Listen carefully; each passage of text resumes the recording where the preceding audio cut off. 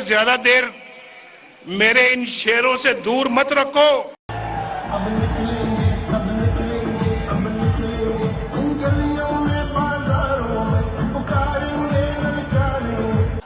और फैसलाबाद वालों, क्यों निकाला नवाज शरीफ को? दिन रात मेहनत करके पाकिस्तान का सत्यानाश कर दो। फैसलाबाद वालों, अभी तो 4 साल हुए थे मुश्किल से, क्यों निकाला नवाज शरीफ को? आज आपके घरों की रोशनियां आ रही हैं या नहीं आ रही? तरक्की और 10,000 मेगावाट बिजली की बातें करके बिजली चली गई और उनकी मीडिया से गुफ्तगू के दौरान ही बिजली बंद कर दी। हमें ये दरखास्त की, शहबाज साहब को ये दरखास्त की कि जांदी कर